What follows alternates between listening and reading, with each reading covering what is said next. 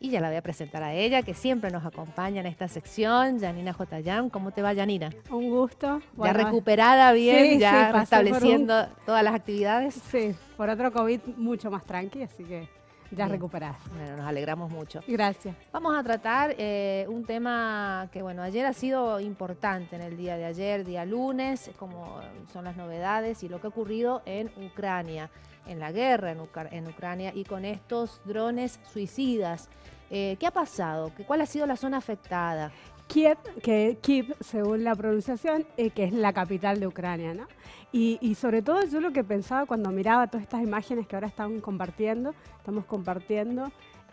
cómo aparecen dos formas de guerras distintas en términos de conflictos armados en términos internacionales.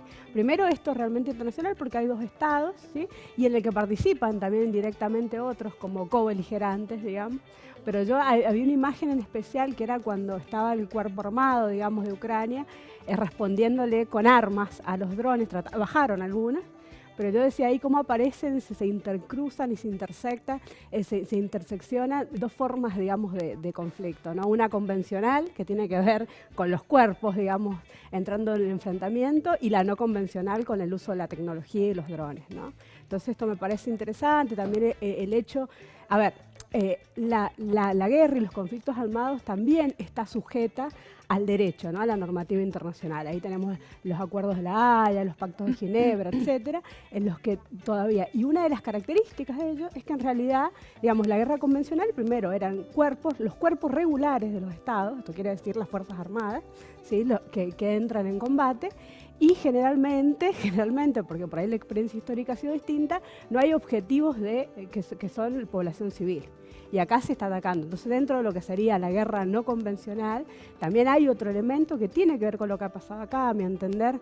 Está el elemento, digamos, primero disuasor, de diezmar algunos elementos estratégicos de Ucrania, pero también en la cuestión de esto de asustar, de diezmar desde el punto de vista psicológico. Y esto, digamos que por ahí los avances en términos tecnológicos, que es lo que aparece con el tema de los drones y otro tipo de conflictos, pero también está esta cuestión de, bueno, hasta dónde el derecho o las normativas que hemos construido internacionalmente puede de alguna manera regular esto, ¿no? Porque hablamos de guerra y decimos, bueno, ¿qué es guerra en la actualidad? Claro, porque acá están en juego los civiles, los habitantes. Ha sido afectado el sistema energético también de algunos edificios importantes donde justamente han sido víctimas de estos drones suicidas, sí. Como se los ha visto ayer en varias imágenes, ¿no? Sí.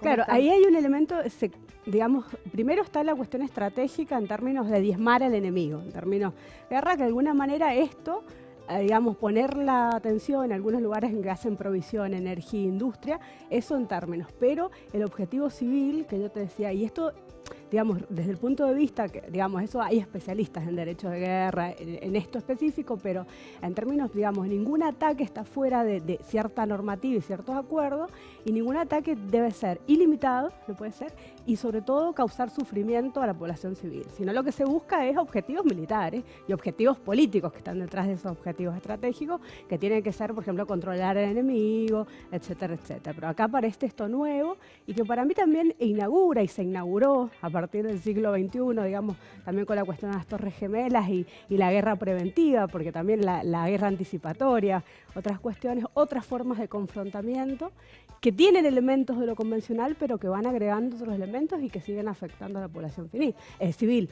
Lo no convencional también implica, por ejemplo, bloqueos económicos. Entran todo, digamos, cuando entra el Estado en guerra, justamente es un hecho integral. Entra todo el cuerpo del Estado. Pasa que uno asemeja más a los cuerpos militares. Pero gracias a las nuevas tecnologías y la interdependencia económica, la globalización, ahora aparecen todos esos elementos de los que algunos llaman, bueno, cuando se llega a casi una guerra total, que sería cuando entra todos los elementos de todo el cuerpo. Y sobre todo la tensión que esto causa, ¿no? Porque si bien está geográficamente delimitado, es un conflicto que va mucho más allá, ¿no? El acercamiento de Ucrania con Estados Unidos, Europa que va con la OTAN. Es más, la OTAN ayer estaba haciendo en este momento, digamos, en este momento histórico, en este periodo, está haciendo que eso aumenta la tensión también, que ahora hace mucho que no hablábamos de tensión nuclear, está haciendo ejercicios nucleares, Rusia va a hacer los propios a Hay fin de mes. amenaza de ataque nuclear. ¿Qué tanta verdad hay en eso? Y a ver, una de las características muy paradójicas que durante la Guerra Fría, que fue esta guerra entre Occidente y Oriente, la Unión Soviética, Estados Unidos, digamos como dos bloques y por potencias hegemónicas, una de las cuestiones que paradójicamente llevó a la paz o ciertos acuerdos, a cierta paz, fue esta tensión nuclear, ¿no?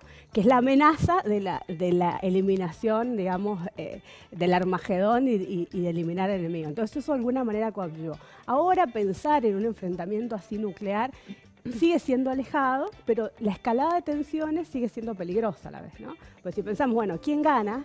¿Quién gana con que se siga manteniendo esta guerra o este enfrentamiento? Y vemos que estamos perdiendo todos, ¿no? Vemos desde febrero, marzo, cuando empezó todo esto, cómo está afectando la economía mundial fuertemente. Vemos cómo, aunque esté lejano, nos afecta en términos inflacionarios, recesivos. Estados Unidos está en un momento recesivo tremendo, el 8% anual, que para nosotros es lo que tenemos por mes, pero claro, es un montón, es histórico. Alemania también está, que es el país más desarrollado industrialmente, económicamente y políticamente de Europa, la locomotora de la Unión Europea. Y vemos cómo hay un proceso recesivo que impacta fuertemente. Entonces, en ese sentido, esta guerra tiene límites, digamos que desde el punto de vista uno podría como establecer escenarios, pero la amenaza nuclear es importante, ¿no? Aunque sigue siendo lejana.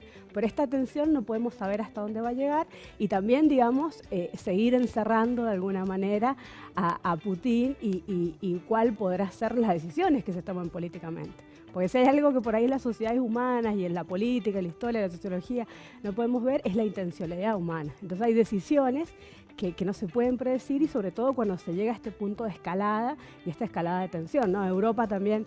Y cada vez se va subiendo más, claro, más y más. Yani, muchísimas gracias. Ya para la próxima semana vamos a tratar esto que hablábamos, las consecuencias políticas y económicas de esta guerra que continúa, ¿no? Que uno cree que no, pero no, continúa actualmente y bueno, vamos a estar con todas las novedades con ella, con Yanina. Bueno, muchas gracias, nos alegramos que estés mejor. Muchas gracias.